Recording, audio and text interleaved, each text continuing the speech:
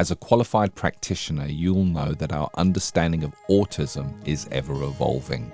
More autistic clients are coming into the therapy room, and people are actively looking for a therapist who understands neurodivergence. Counselling Tutor's Autism-Informed Practice Training is a 45-hour CPD qualification built by a neurodivergent team. A balance of self-directed learning and an intimate live workshop where the theory comes to life. Download your free handbook at counsellingtutor.com.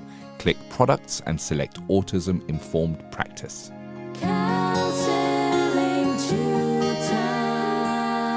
Hello and welcome to episode 380 of the Counselling Tutor Podcast. I'm Rory and my guest today is Sarah Henry, founder and principal lecturer at Greenwood Counselling Academy based in Nottingham. Regular listeners will also know Sarah as one of our external correspondents who brings thoughtful insight to issues around race, diversity and counselling training. Today, Sarah joins me to explore what might lie ahead for those who have graduated from their counselling studies and are wondering how to develop a career in teaching. For some counsellors, qualifying is just a beginning. They may go into private practice, agency work, supervision or further studies. Others may feel drawn towards sharing their knowledge and experience with the next generation of counsellors. In this conversation, we will look at what it means to move from practitioner to teacher, the skills needed, and what a counsellor might want to consider if they are stepping in or thinking about counselling education. So with that said, let's roll the intro. Welcome to the Counselling Tutor Podcast, the must-listen-to podcast for counsellors, psychotherapists, and counselling students. Here are your hosts, Rory Oakes and Ken Kelly. Hello and a very warm welcome. This is episode 380 of the Counselling Tutor Podcast with Rory Oakes and Ken Kelly. Rory and I stopping at 3 stops on our journey today: ethical, sustainable practice, where today we're speaking about AI and regulation in counselling. What does that look like right now? What does it mean for your practice? Then into Practice Matters, where today Rory has beautifully teed up the interview with our very own roving reporter, Sarah Henry, and she's going to be speaking about teaching counselling, a new career path? ? And then we go on to our student services with an evergreen topic where we're looking to you, our students, and I guess another topic that doesn't just apply while you're a student. It seems to be an evergreen throughout career, and it's about the reality of self-employment in counselling, going into private practice. So we're going to get onto that one as well. Make sure you stick around. Lots of good advice on that one. But starting us off, Rory, I guess are coming to the end of talking about regulation and ethical thinking with regards to AI, and it'll end with the current season of this podcast. But we're kind of putting a full stop at the point of regulation. And it's often said that there is no guidance and there is no regulation around use of AI in counselling or in mental health in general. But there is quite a bit, Rory, that is already there. Can you tell us a little bit about it? Yes. So I think the first thing to say is that when we're talking about regulation, we're not talking about regulating counselling. We're talking about regulation of any AI apps that you might use in your practice. And I also think it's worth mentioning that generally as therapists, we don't hear regulation very much. Certainly in the UK, it's different in other sectors of the world where counselling is regulated by government. But hearing regulation can be quite different or quite a new experience for therapists. So what do we mean when we're talking about regulatory landscape for AI? Well, the thing with AI tools is, as we've discussed in the other podcasts, they don't sit out of our professional responsibility. They sit within our professional responsibility. In other words, if we decide to use an AI tool, we are accountable if something were to go wrong.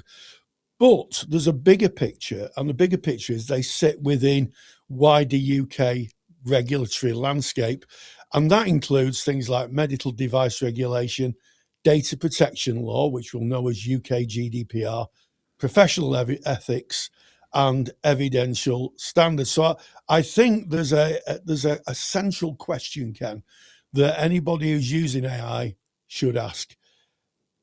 And I think the first position is, can this tool do something useful? What does the tool do? What claims does it make? And also, crucially, what data does it process? And what responsibility do I carry if I use it in practice? So that should be the very first place to think about, what is the data protection element of any app I use? And we've talked about this in depth, haven't we, Ken, where we've talked about, before you sign up and download anything or sign up to anything, have a look at the terms and conditions. Do they mention UK GDPR? Do they mention where the data is stored? Do they say what the data will be used for? I think one of the things we have to understand is that now data is a bigger business than oil. Can you believe that? Data is a bigger business than oil. So when we're putting data in, be that our name and address or clients' presentations or anything, what is that data used for? Does it just sit and it's just used for your own practice?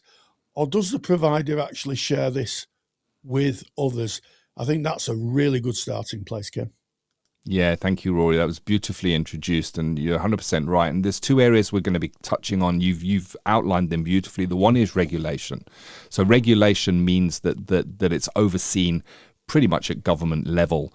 But then there is our professional ethics, to which is not necessarily regulated, but it is strongly suggested. So we're going to be looking at both sides of that. And I think I also just want to put into context, I've been on Facebook, my book, Ethical AI Practice in Counselling and Psychotherapy, is coming up for launch. And I've been kind of having some chats in our Facebook group, and there is a misunderstanding of what AI is and what we're talking about here. So we're not talking about ChatGPT, and we're not talking about your LLM models, as they called. Now, we have covered this in previous episodes, so I'm not going to go deep into it, but we're talking about specific tools that are created for counseling, psychotherapy, note-taking, triaging, planning and monitoring care plans, risk assessment. And these are already created and are being rolled out in the NHS and in a number of trusts in the United Kingdom, and you're likely to come across them in your counselling career, if not soon, within the next year or so. You're going to come into contact with these, and this is the AI that we're specifically speaking about at the moment.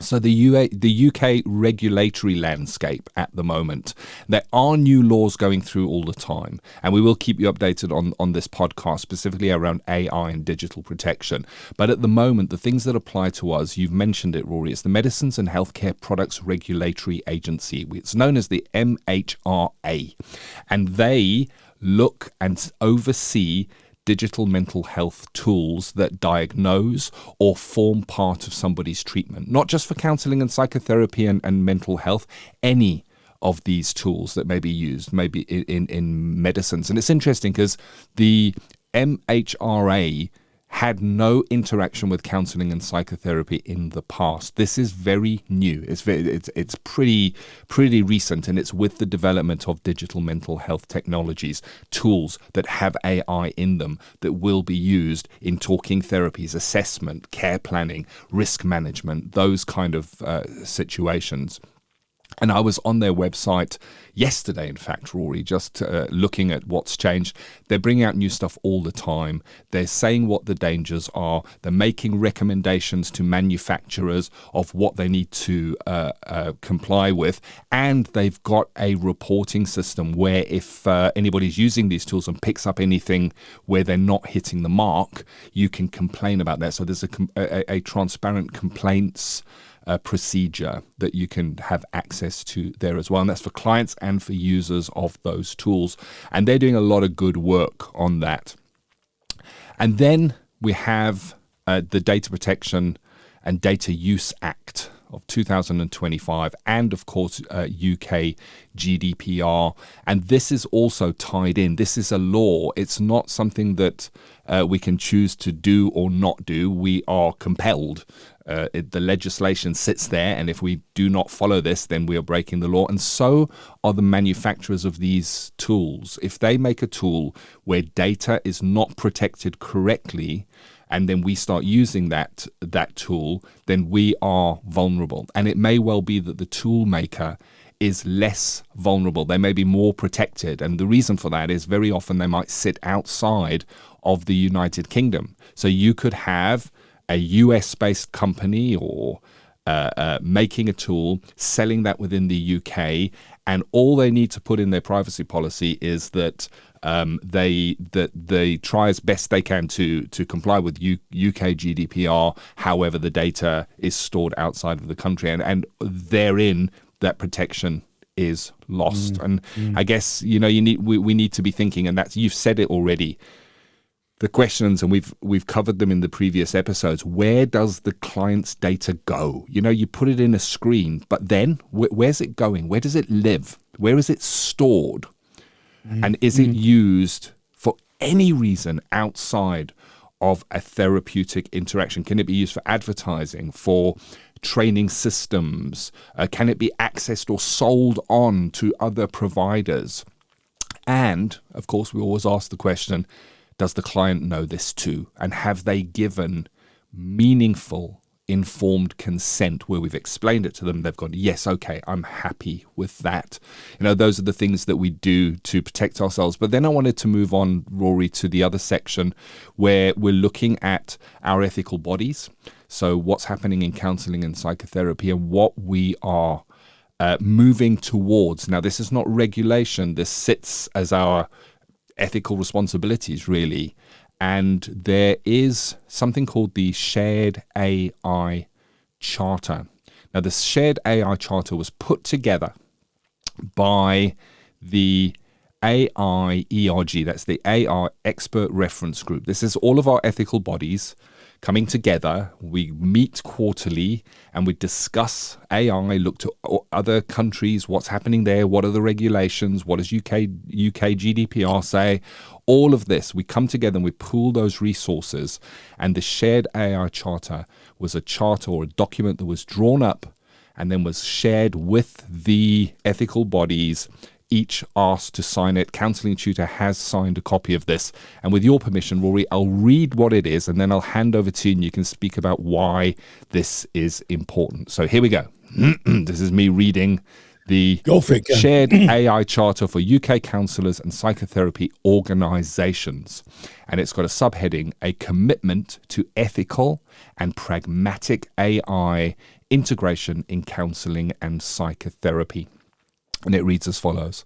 As AI technologies evolve, we commit to a partnership structure that ensures AI is integrated responsibly, ethically, and in alignment with the core values of the counselling and psychotherapy profession.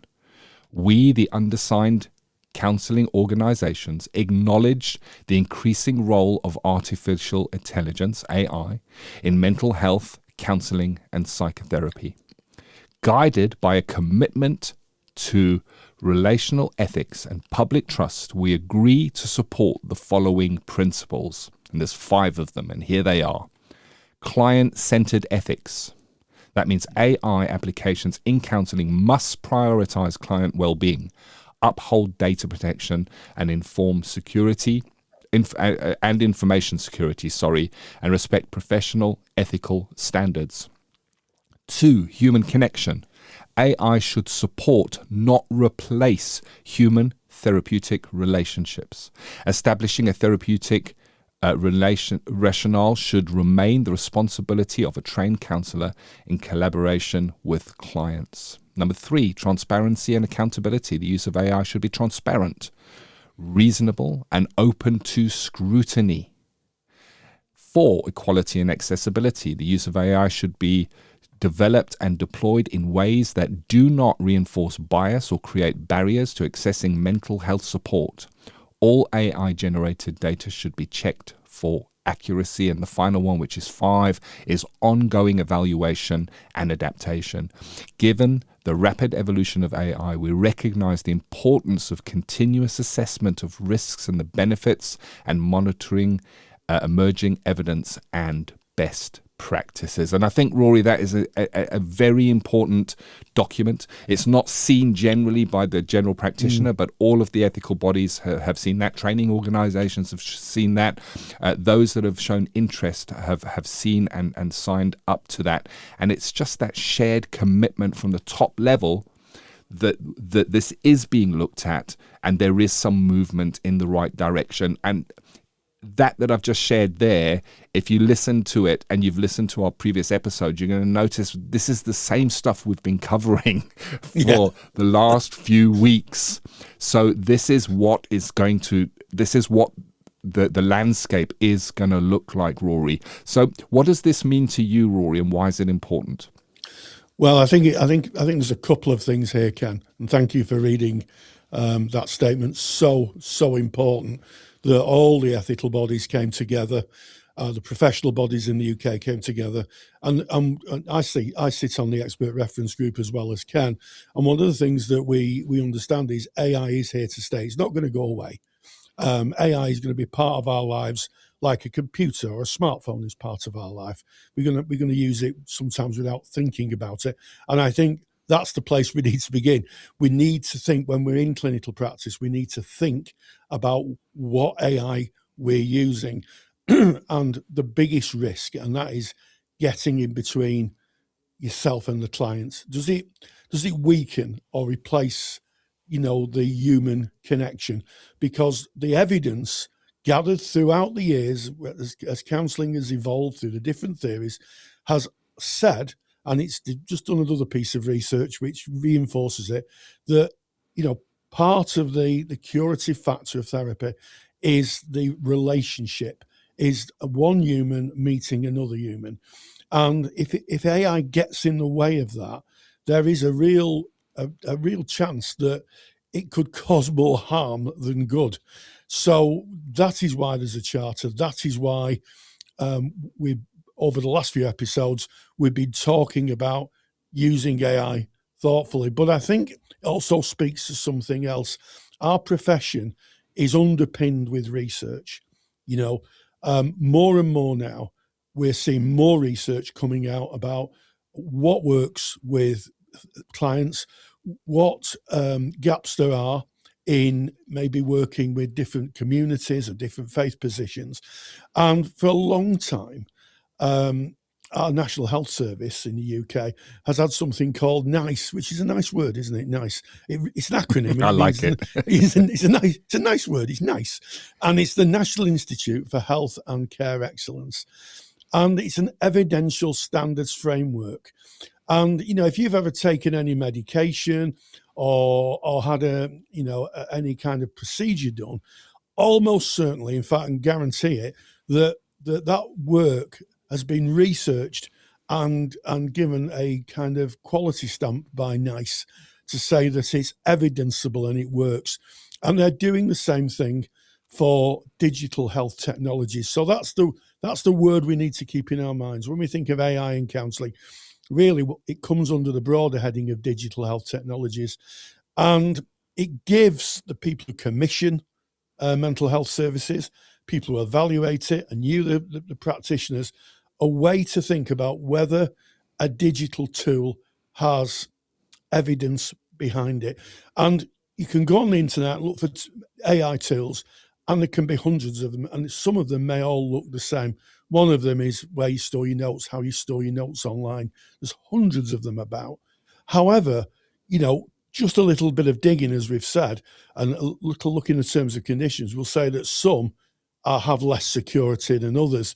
So if we go back to NICE, in April of 2026, they're about to expand the technology appraisal program. So they've gone from appraising medicines and clinical practice to looking at digital health technologies. And they're going to look at the ones that are used the most, and they're going to put them on what's they're going to be called a high impact health technology appraisal pathway. In other words, they're going to really, really appraise them. And what it means is if a tool that you're using claims to improve health outcomes, it's reasonable to ask, where's the evidence of this? Has it been independently evaluated? In other words, peer-reviewed or tested? Was it tested with the clients like I work with? And does it meet recognised evidential standards? And I think we're right at the beginning of this journey, Ken. But as this journey starts, as we walk down this path of digital mental health technologies, we're going to see more discussion about evidence, evaluation, client feedback, and evidential standards. And that is what we're really looking for. We're not looking for the flashy sign that says $9.99 or you get a free, I don't know, you get a free pen. Or something, or something. I don't know what people give away with these things. Marketing, but it is, marketing, isn't it? Yes. What marketing claims can be misleading, and you're saying that you're looking for the evidence, and marketing can be misleading because they can say clinically proven. That's a marketing term. That is not an evidence. What has been clinically proven, and where is the paper to back that up? If you look at, you mentioned medications, Rory, and that goes through a whole process before a medication is released and be as safe to use. And you can go and look up the trials and what the results of those trials were if you have an interest in it. And this is what you're saying that NICE is doing. And it's interesting to me, we find ourselves as we record this, we're in May of 2026. This really started with some gusto in April of 2026, and it aligns with the ending of a number of trials of these tools because they've been trialing them in NHS trusts to gather information, because to do research you need information. I can't go along with my tool and say, I've got this great tool, what do you think? They're going to need to do some tests on that to gather information, and they've been trialing a number of different applications with AI behind it, and it'll be interesting to see what it looks like. And hopefully one day, Rory, we'll be able to look for that NICE recommendation. We'd be able to go look at a list and see just what it was trained on and how it was trained. And like you say, we can ask those important questions. Was it tested with people like the clients I work with?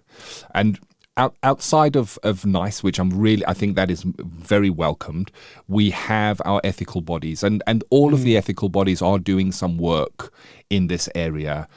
So nobody is still. It might not look like it, and there's a very big reason why you're not going to see massive amounts of information coming out. And I think we've mentioned this before, Rory, but if you are an ethical body, you put out an ethical framework, and this is best practice for counsellors and psychotherapists to follow.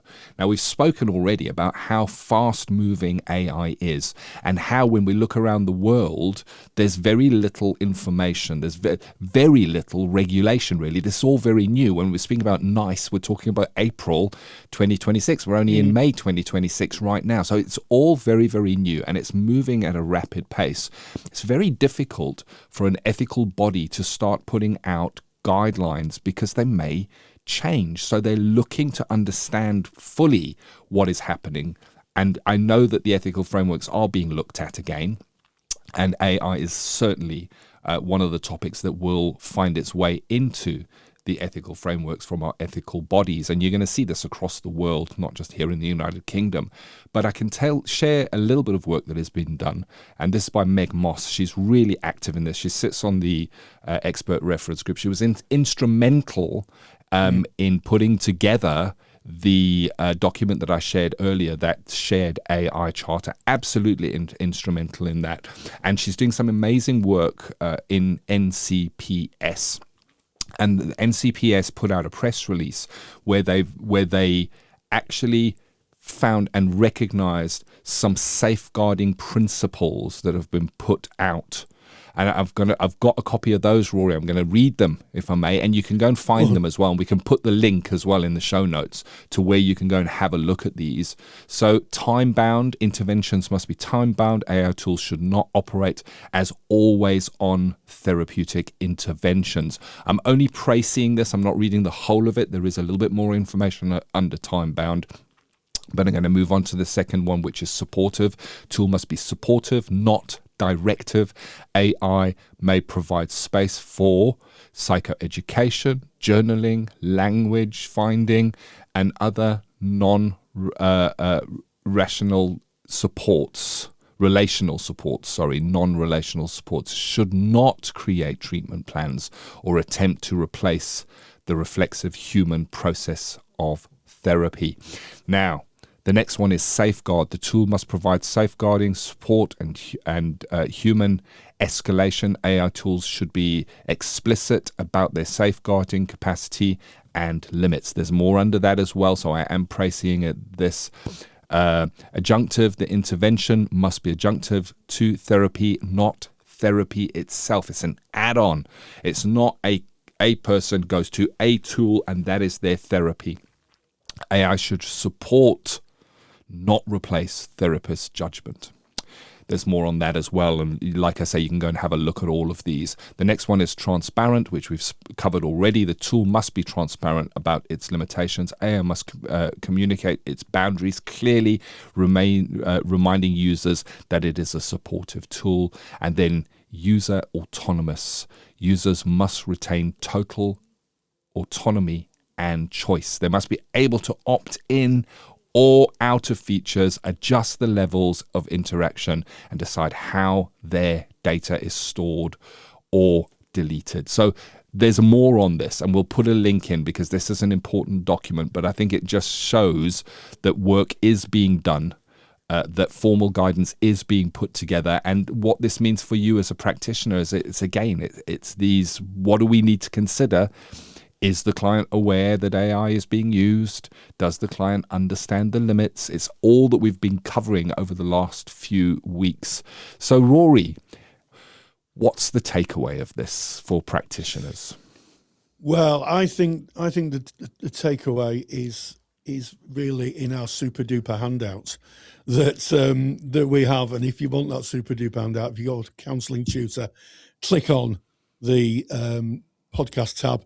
Go to podcast episode 380 and we have a handout which will have some useful touch points for thinking, or as we like to call them, practitioner takeaways.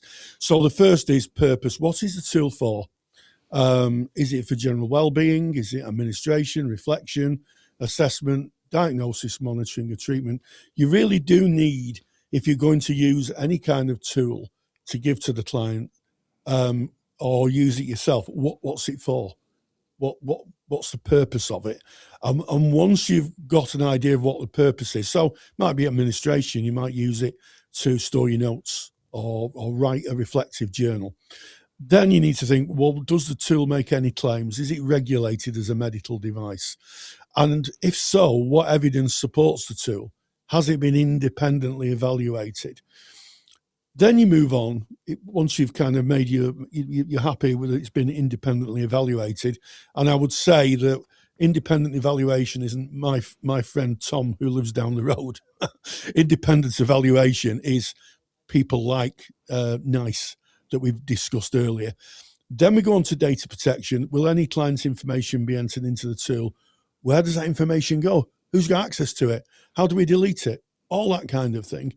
And then consent. Has the client been told clearly how the AI is being used, risks, and what the risks and limits are?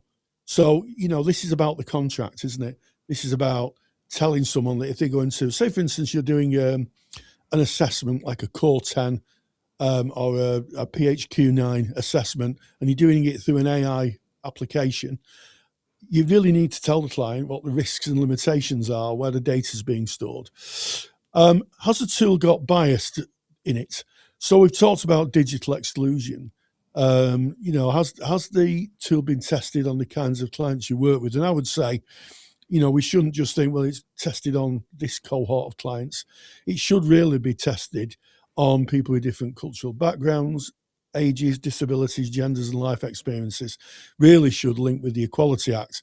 Any tool we should use should approach client work like we do, looking at people as unique individuals with unique experiences. And then finally, the relationship, or one of the final observations, does the tool support a therapeutic relationship, or could it come in between you and the client?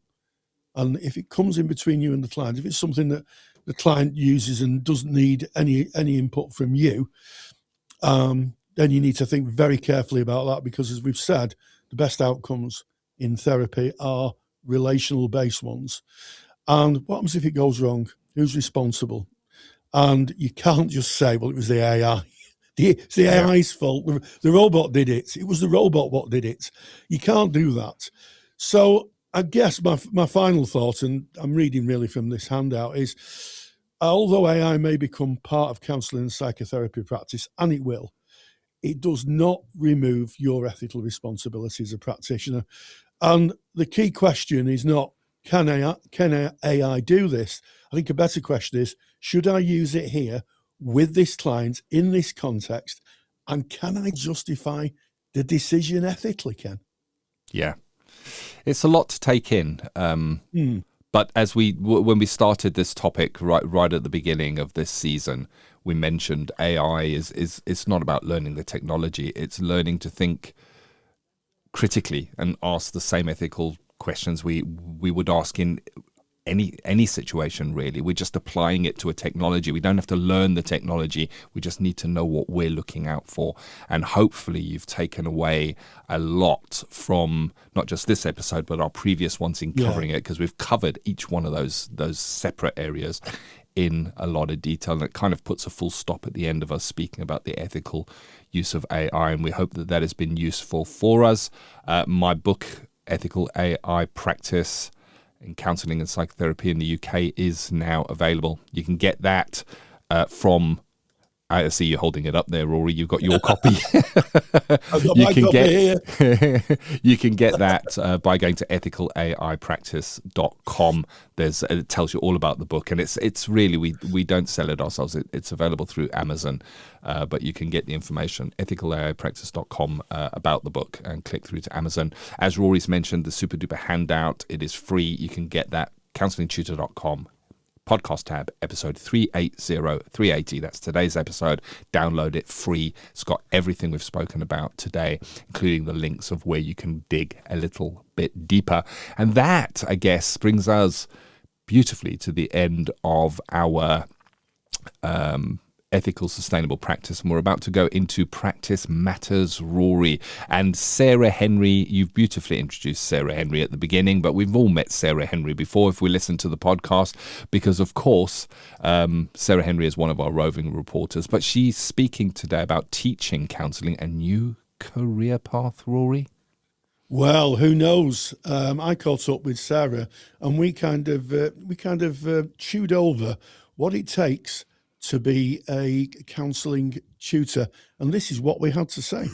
If you're a counsellor in private practice and you need a website, or you've got one that could do with an upgrade, WebHealer are offering Counselling Tutor Podcast listeners £100 off the cost of a website design and build. WebHealer specialise in websites for counsellors and psychotherapists. It's all they do. Their team provide a completely non-technical, done-for-you solution so that you can focus on your time with your clients. They've been doing this for over 20 years and are a trusted name amongst counsellors when it comes to getting your practice online. Get the full package details and claim your £100 off coupon at counsellingtutor.com/website. When we complete our counselling training, many of us find ourselves asking what's next. For some, the next step is private practice, others move on to employment or further study. Some may either take a completely different path and never return to counselling. But for a few practitioners, the journey leads to teaching, training and supporting the next generation of counsellors.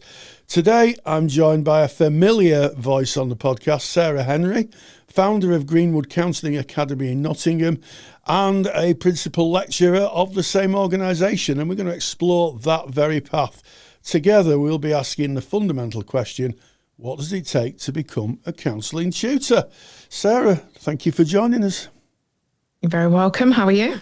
I'm very well, thank you. And it's a question that comes up a lot, isn't it? I think of training to be a counselling tutor. And I remember my own path was when I handed in my folio at the end of my training. He said, "Well, what are you going to do now?" And it's like, "I want to be a teacher." And my thought was, how difficult can it be? Mm-hmm. And I soon learned out how difficult it can be, Sarah. So let's start at that point. What do we have to think about what would people have to think about if they wanted to really be serious and thinking about becoming a lecturer in counselling? One of the main things to think about is that for the past, for some people, the past 4 years of training, they've moved from the seats of helper or counsellor, client, helpee, or maybe observer. So they've been moving in this triad. None of those seats are representative of that of a tutor. So first of all, it is that understanding that the role of tutor is a very, very different seat to that which you have been familiar with throughout your training. It's a totally different role. And I actually think that it is more about being the tutor than it is about the counselling element.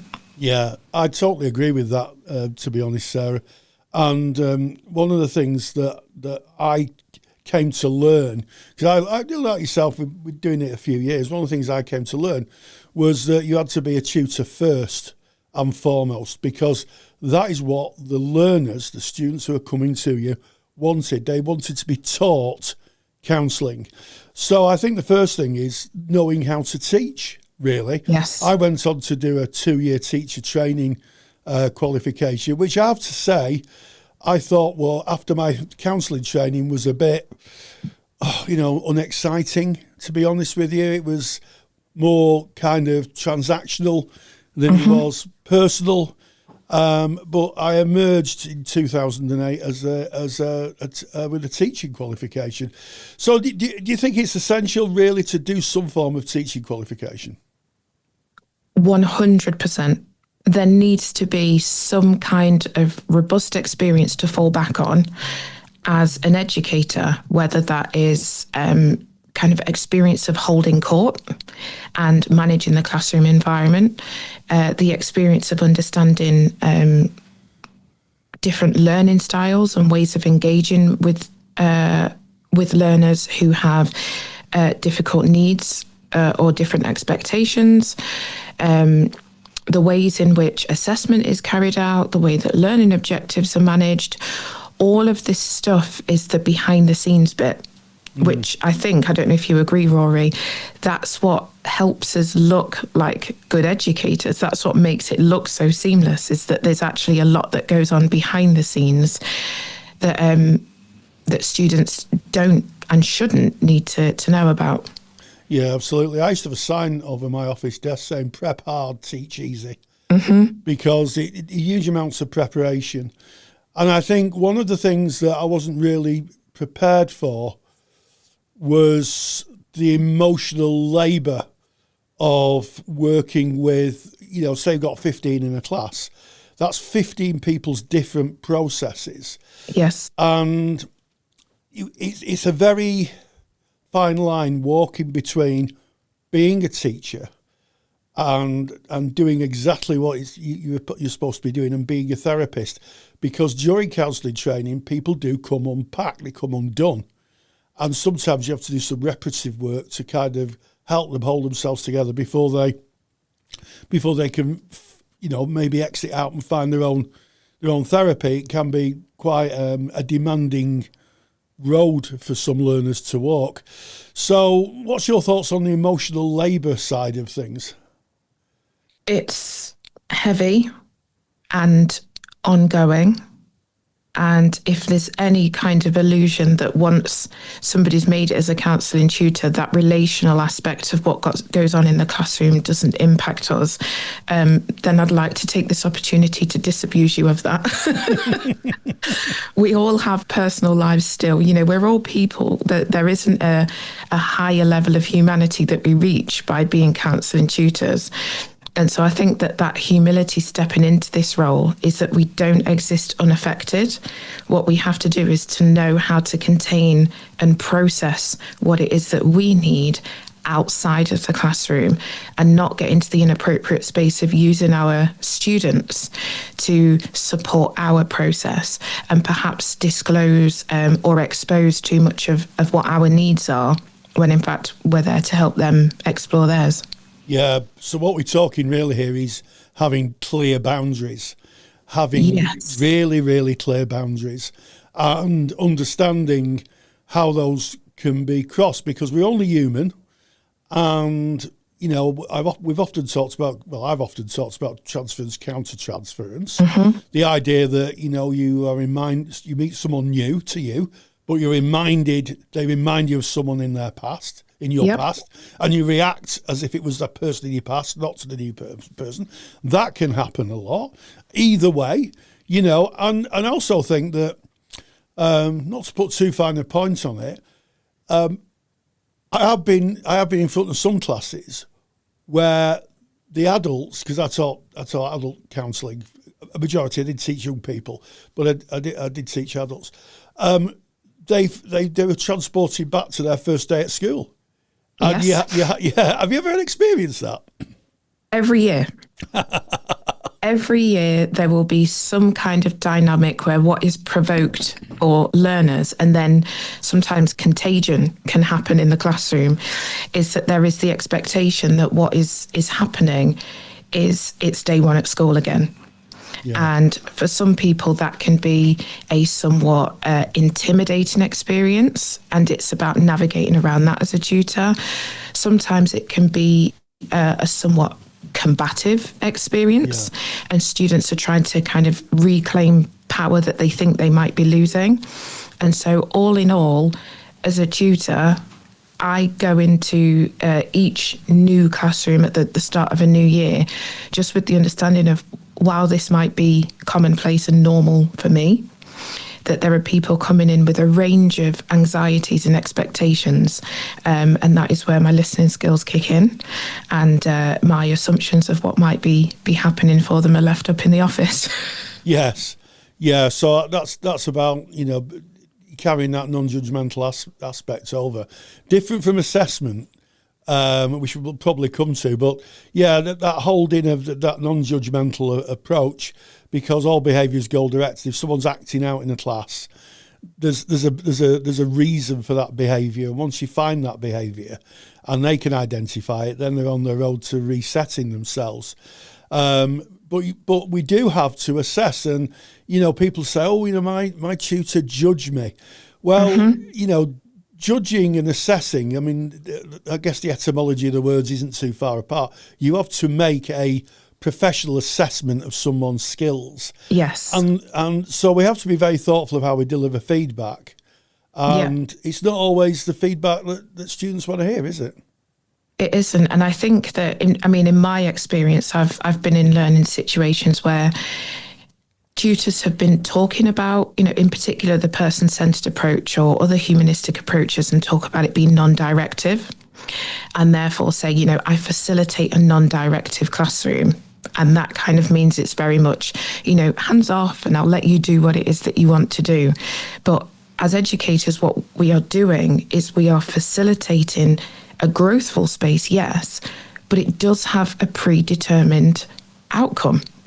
We are directive by default because we will have instructions from the awarding bodies that need to be met, and we have schemes of work. And so, yeah, we do provide direction, and part of that is in assessment. We have to make that professional judgment. And yes, while we consider being relational and being supportive, no is still no. Yes. And we need to be prepared to use that word with confidence, with accuracy, and without apology, because what we're actually saying is, no, here's how we can get to a yes, and not what some students may hear, which is no, and therefore you are not worthy as a person.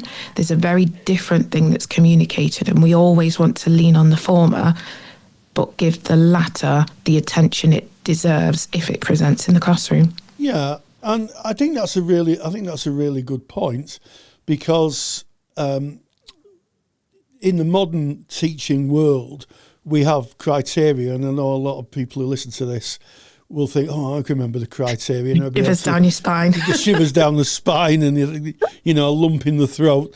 But ultimately, we have to satisfy an external body. And if that external body isn't passed, they're the people who ultimately send out the certificates, the diplomas.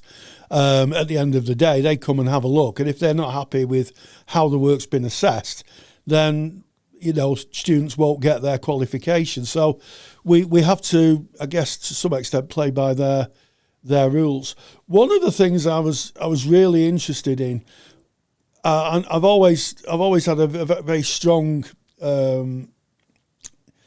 feeling about this, is managing expectations of those who we teach. And I think they rightfully expect competent teaching, and I think they rightfully expect some form of clinical experience. In teaching, and I speak as a former FE tutor. There were colleagues of mine, wonderful people, who were in a position where there were literally 2 pages in front of the students in the handbook because they were told to teach this course and they had no idea about it, so they had to read up and just try and keep ahead of the students. In counselling, that's not the case. We hope that's not the case. And there is an expectation, I think, for students that it's not just a kind of raw information and the sort of flat theory. It's how it's applied in practice. You bring your own practice into your teaching where you can, don't you?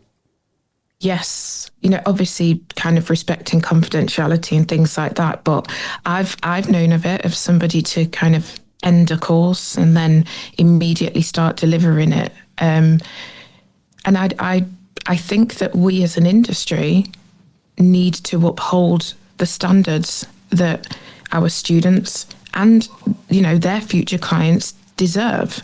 We need, as educators, to fundamentally do the job of an educator, which is to teach them something. Yeah. And yes, we do that with textbooks and videos and facilitation, but our clinical experience has to come into the classroom. I think that this kind of idea of just relentlessly facilitating people talking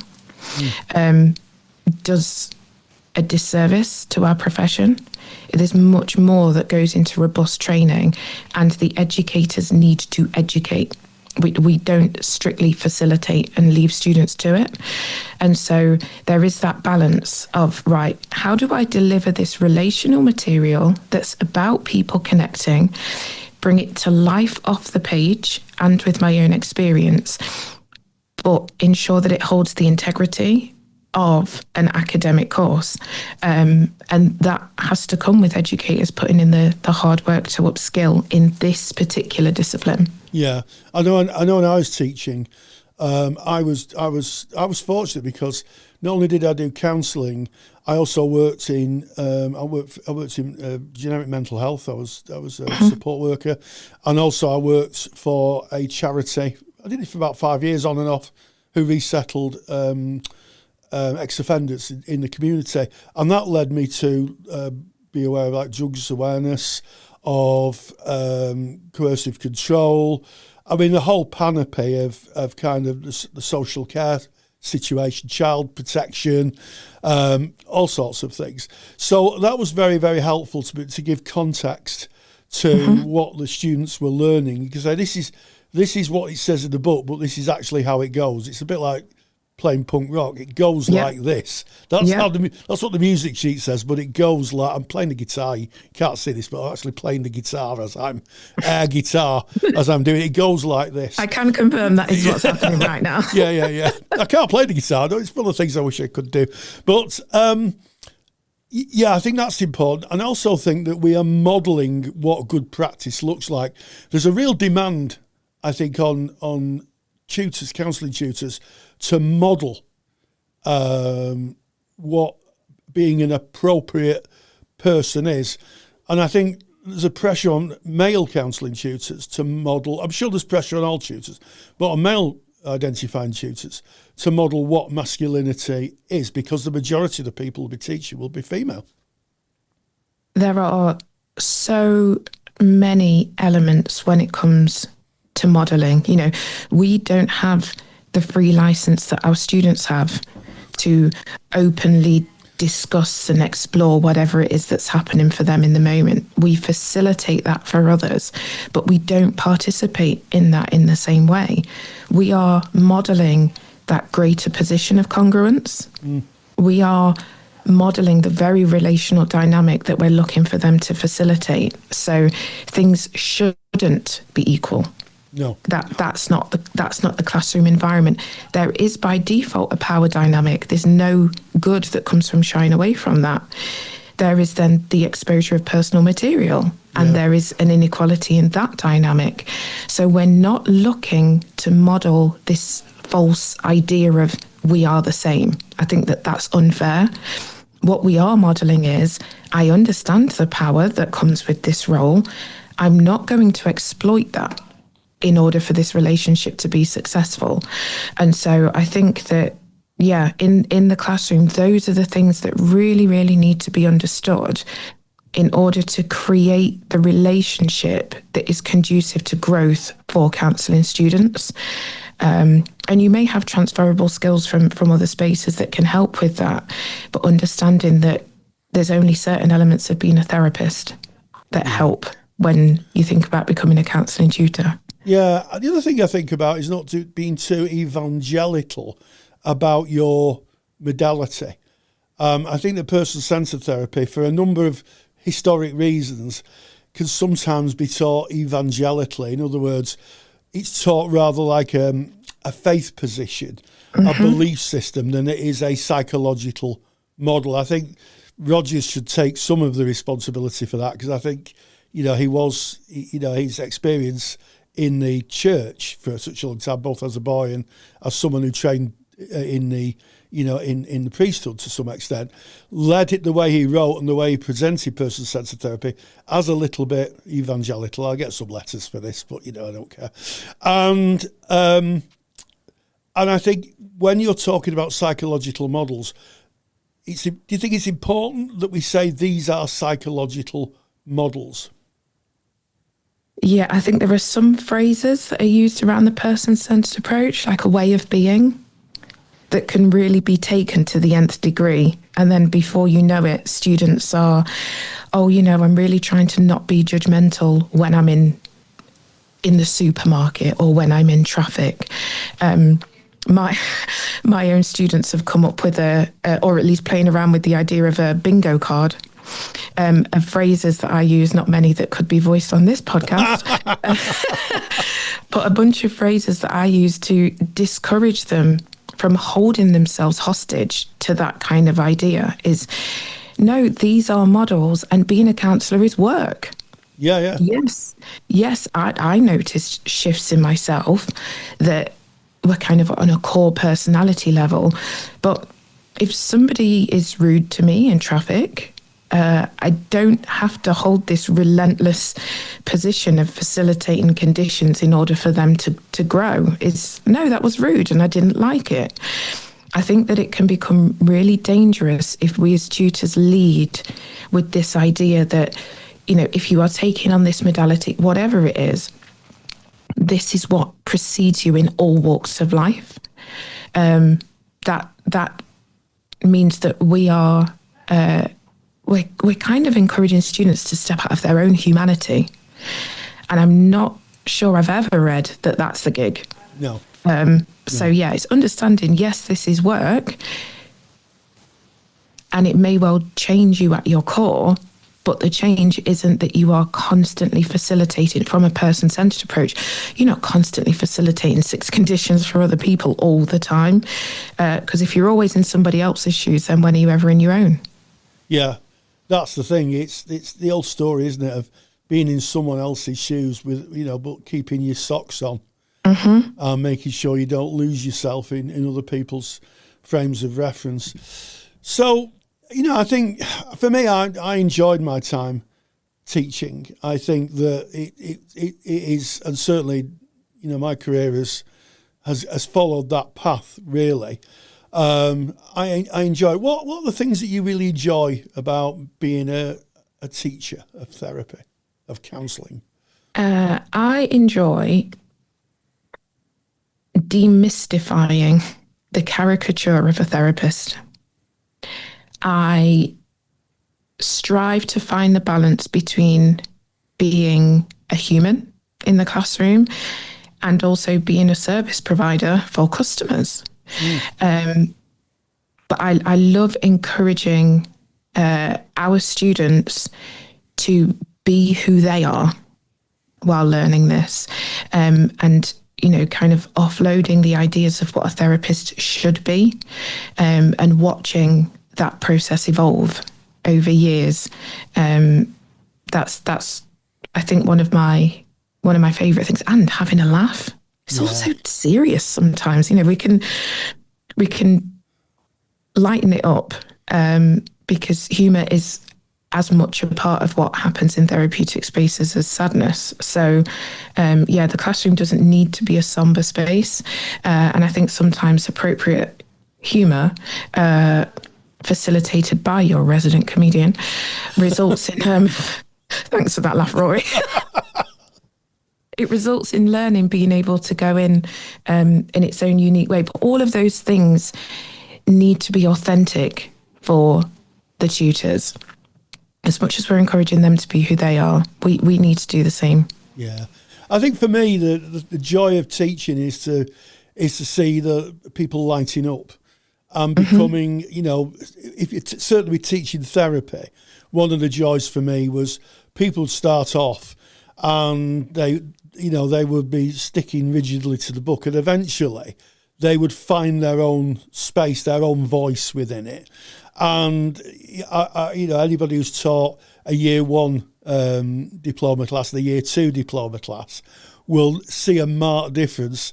The year twos are hopefully confident in the way, or beginning to find their own voice in the therapy, to be idiosyncratic, to be individual, where maybe the year ones sometimes are still trying to find the feet, trying to, sometimes please the teacher. And that was the joy for me. You would end up with a classroom full of colleagues on their first, on the beginning of their journey. And I'm very pleased to say a lot of my students, still contact me. Former students, they have colleagues, really. And some have gone on to have absolutely, blistering careers. I mean, I was speaking to one of my colleagues the other day, and her qualification set and the work she does is just, it's in the stratosphere. And they do tend to tease me, though. That's the other thing. They always tend to say, we start off okay, and then I get teased. But, I guess it's a term of endearment, so I'm okay with that. Yeah, students coming in, our course is starting at level 2. It's that kind of the first day nerves. Everyone's got a fresh pencil case and it's incredibly, there's kind of excitement mixed with those nerves.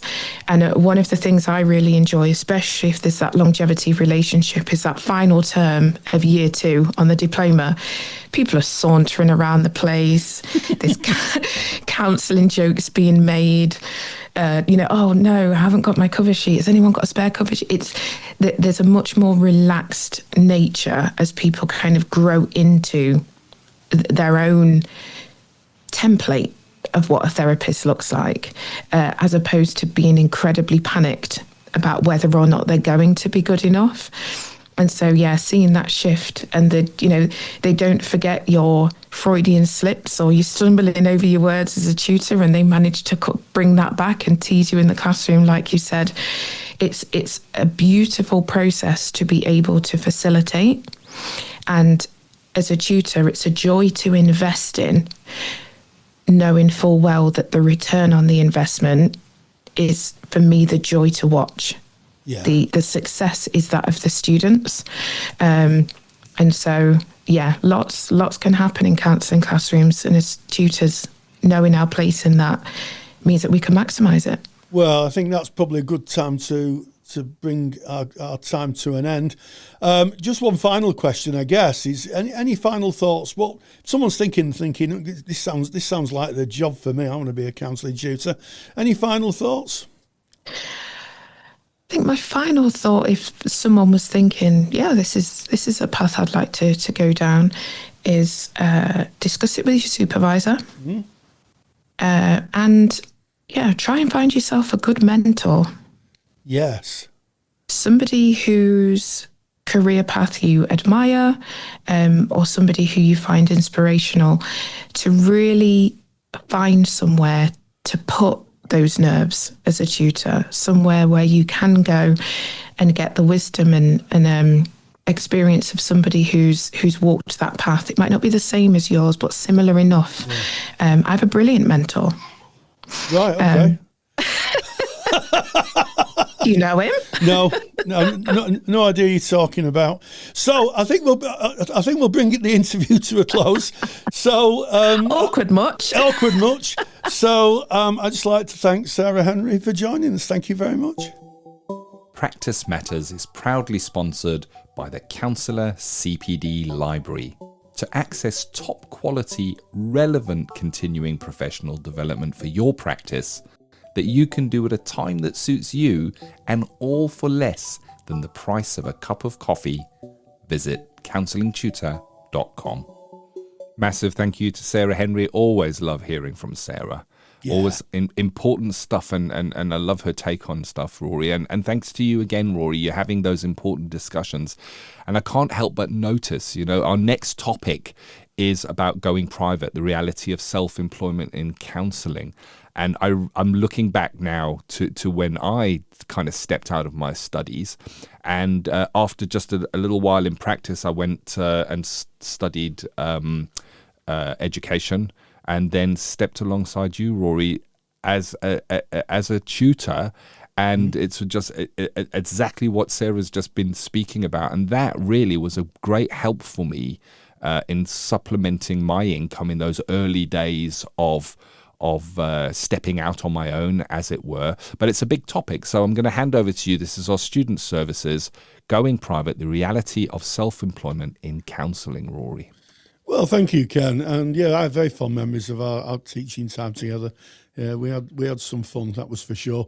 And this topic that I've kind of put on the roster today to talk about is something that keeps coming up in our Facebook group. People talk about, I'm qualified now, I'm going into private practice, and a general conversation about not a lot of work available. Now, what I would say is I think we need to remove the term private practice, because it doesn't really do justice to what being self-employed, which is exactly what working privately means, is. And effectively, when you enter self-employment as a counsellor, there's lots of things to think about. The therapy room, the relationship, contract, ethics, all of that matters deeply. It's all the stuff we've learnt in training, but it also includes everything that makes work possible. Things like finding clients, managing inquiries, setting fees, keeping records and putting people off as we go, paying tax, maintaining insurance, dealing with cancellations, and planning for quieter months. And I think it's a common mistake when people say, I charge £50 an hour. Say someone says, I charge £50 an hour. Really, that fee covers so much more than a client session. It needs to account for your supervision, CPD, room hire, insurance, professional membership, any software, a website, phone calls. I mean, the list is endless. Admin, pension, holidays, sickness, gaps between clients. So when you think of your counselling fee, it's business income, not take-home pay. So what I would say is that if you are thinking of going into private practice, I think the first position, Ken, is to understand a little bit about running a business and also valuing yourself. So we've hired a painter and decorator to do some decorating because I can't get up the ladders anymore in case I fall off. But my wife doesn't want to spend the weekend down A&E. So we've hired a painter to paint the front of our house. Now, here's the thing. They are charging a fee, and on the face of it, my eyes did water a bit. But when you think about what they have comes out of that fee before they even get up the ladder, you realise that actually it's not a bad fee, and they have to buy their own tea bags, and they have to make a living. So, everybody else charges. So the first thing I would say is don't be afraid of charging for your time and valuing your profession in how much you ask for it. I was mildly amused, and I hope this person doesn't take it personally, on the Facebook group. We have a wonderful Facebook group. Go to Facebook, put Counselling Tutor, and you'll find us. And someone was saying, I'm going into private practice. Does that make me a capitalist? Well, the answer to that question is no. It makes you a self-employed a small business person. You're not going to be driving around in a Bentley with a cigar and a top hat. You're going to be, making your money like the plumber does, like, the painter and decorator does. You're just working for yourself. And I think understanding that as a first position and understanding what self-employment asks of you is very, very important. And of course, it's not taught in counselling classes because you go in there to learn to be a counsellor. Whether you're a student or a qualified practitioner, you're going to know that one of the biggest challenges that we face is that we never get to see another counsellor using skills in a real session with a real client. That's why Counselling Tutor created the Counselling Skills Academy, where you can watch 6 full client sessions from contracting and risk assessment right through to endings, demonstrated and evaluated by qualified therapists. Real sessions with a real client, not actors, not role plays. Visit counsellingskillsacademy.com to watch a free session. counsellingskillsacademy.com. Thinking about maybe doing some kind of business course, and there's lots of local councils who have, business meetings. You can go there and you can meet business people self-employed, help you with startups. There's lots of help out there.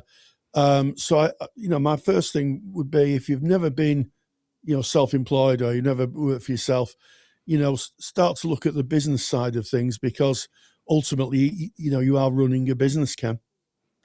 Yeah, 100%. 100% correct. Here's an interesting statistic. It's got nothing to do with counselling and psychotherapy, yet it does. 60% of new restaurants, whether they go from small kiosk cafes serving food to a full restaurant with seating, 60% of new restaurants close within a year. And 80% of them are gone within 5 years.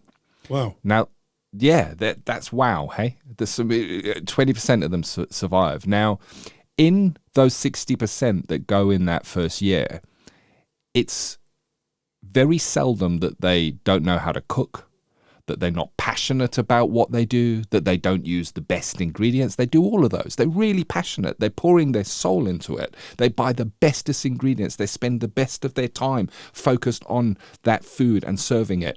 But cooking food using good ingredients and having passion is not running a restaurant business. It's a whole different ballgame running a business. And it's the same in counseling and psychotherapy.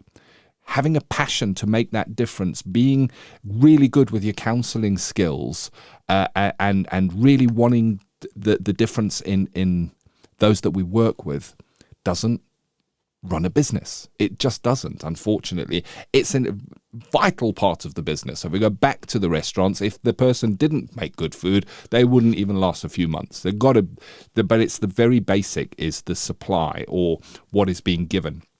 And in counselling, it's the same. We got to be proficient and good at what we do to stay in business. But that alone is not enough. It's not enough, because we need a steady supply of clients that come in.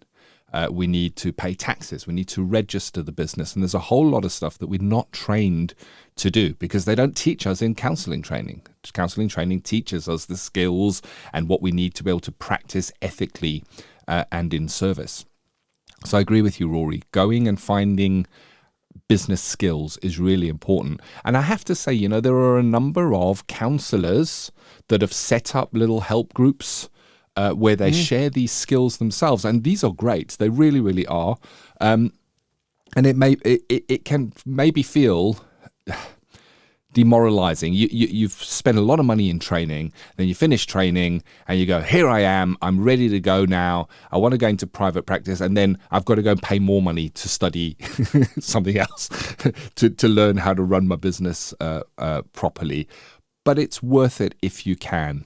And so those business skills, 100% needed. But the other thing that I wanted to say, Rory, is that in the beginning, if you think of it as additional income too, it's really helpful way of building your practice. I'm going to go back to the discussion we had recently, Rory, when after you spoke with Sarah Henry and was speaking about is teaching a way to go, teaching counselling a way to go.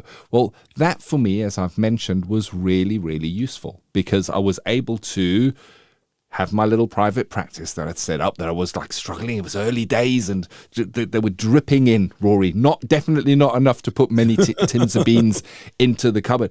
But by having the tutoring job a few times a week, that supplemented that income and allowed me time to develop my practice. Because with overtime, you start getting referrals and you start having recommendations from clients or repeat clients coming back or whatever that may be, and it does build as time goes on. So supplementing, and we've spoken about how it's kind of, I can't remember the words you used, Rory, but it's where you have different areas of income. So you might run your counselling practice and be in practice, but you might also have different elements, like you might be a supervisor, you might be a tutor. Portfolio, I think was the word you used. A portfolio. Yeah, you might write a book on an area or topic in counselling that matters to you. You might, if you've got a specialist area in counselling that really appeals to you and that you have experience in, you might do CPD lectures on that for other counsellors and charge a fee for them to come in. So those are some other areas, I guess, Rory, where you can look to supplement or grow that income as your practice develops and matures. Yes, and I think with any business, to start off, unless you've got a lot of money behind you, which can kind of support you as you build a business, a lot of people start with a business as a sort of a side gig, a portfolio kind of career. So they'll start their practice up, and then eventually, as it becomes more sustainable, and we talk about ethical and sustainable practice. This is what sustainability is: being able to keep your doors open and being able to offer a practice that is financially and emotionally sustainable. And if that's in place, if you're running it and building it and kind of scaling it up, eventually you'll have a choice whether you go into that full time and are able to make a living out of it, or what you do is you think, well, it makes a nice income stream. I'm not overstressed about it. I'm enjoying the work. I'm not overworked, so I'm not, overly financially worried, which all those things can affect the quality of your work. You could keep that going and then do something else. And I think that a lot of people, certainly I was of this mindset. I thought, I'm going to train as a counsellor and I'm going to be a counsellor, and that'll be me sorted until I retire. The reality, as I became to understand, is that, yes, you can work as a counsellor full time, and a lot of people do. But the people who do work full time as counselling have told me that you really need to balance your kind of own well-being. And also you need to think about the ebbs and flows of how clients come in and out of your practice. Because, during Christmas, as you know, Ken, when Christmas comes, you hardly see any clients. And then, you pick them up in the new year, and then maybe come Easter, everybody disappears again. And, so you have to understand the ebbs and flows of your business. And I think, I think having a portfolio career actually enhances your counselling, because if you're doing maybe some teaching or some consultancy work, or you may be working in a adjacent type work. I mean, I worked in mental health support, and I also worked with offenders, resettling offenders, ex-offenders, I should say, who were coming back into the community. It kind of broadens your base of work. So I guess I guess if there's any takeaway, you need to think about, can you sustain your practice? You know, in other words, can you offer a consistent service? And that consistent service, if you're self-employed, I would suggest, is about being able to, keep going, see clients, not being so stressed about not being able to pay the bills that eventually it starts to affect the work you do. So yeah, think of it as a business, and develop those business skills. A lot of people do. I've got a friend, a very good friend of mine, I won't mention her name, but she has a wonderful therapy business. She sees the exact amount of clients each week she wants to see, and she does other things as well. She works for an organisation as well. It's a great balance, and she's incredibly happy with that. It is achievable, but I think you've got to get those business kind of sensibilities in there, haven't you, Ken?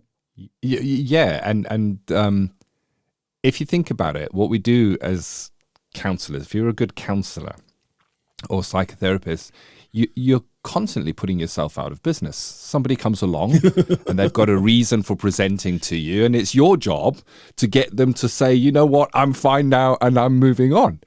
So we're kind of putting ourselves out of business all the time. I know it's not really like that, but what it is you've got a finite number of sessions generally with a client, and then you're unemployed again. They've gone. And now it's almost like starting from scratch again and again and again. So what running a counselling practice eventually becomes is how to have a consistent line of clients presenting at the right time that suits your practice and the work and the load that you want to carry. And that's what we're not taught, and that's what the business side teaches you, how to market, how to network. Networking and referrals are so important. And you get opportunities. Any CPD you do or any training post your formal counselling training is an opportunity to make professional networks with people who can refer to you. If you work in a specific area, and that's also highly recommended, that you kind of think what is the passion area for you and really focus down into that passion area and become the go-to person. So I'm going to say maybe addictions. I'm just using this as an example. And I now go and I do my supervision training, and I meet with another 8 counsellors who are also doing their supervision training. And lo and behold, a few months after supervision training is finished, I get a referral from one of the counsellors for someone that they saw who presented with addiction challenges, and it wasn't their area of specialism. So these networks work really well. I'm going to share my road to success that worked for me, Rory. I don't know how well it would work now, but when I went into private practice, I was still doing free work, and I've seen on the Facebook group a lot of people saying, once you qualify, it's not fair that you should do free work. I wanted to keep my skills sharp, and I wanted to continue to serve. And I was supplementing my income in other areas, so maybe I had the benefit of that. But I worked in a GP surgery and providing sessions. And what would happen is there was a waiting list because I could only be there once or twice a week, and they had more people presenting than could be catered for within the few hours a week that I was doing.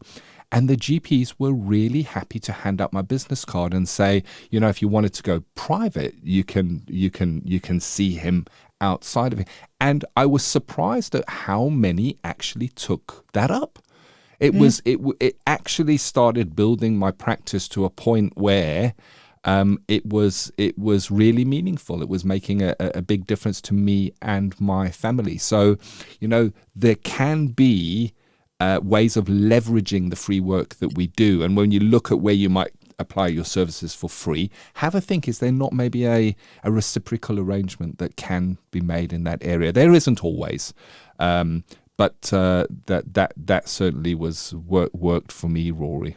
Any final thoughts as we come to the end of that, the reality, I guess, of self-employment in counselling? Yes, don't listen to naysayers. I think that, I'm a great believer in that you are the sum total of the 5 people who you spend the most time with. And if you spend your time with naysayers, who will never work, there's no money in counselling, you'll never make a living out of it, almost certainly it'll become a self-fulfilling prophecy. I would say, reach out and find people who are running both ethical and I'm going to use the word financially sustainable practices. Start to reach out to people like that. There's lots of coffee mornings and counsellors circles, both virtually online, and you can go and meet people. There's one in Manchester, I believe, that I saw on my Facebook feed. It just shot past, where you can get together and associate with people. You can't do it on your own. The lesson I learned was you cannot do it on your own.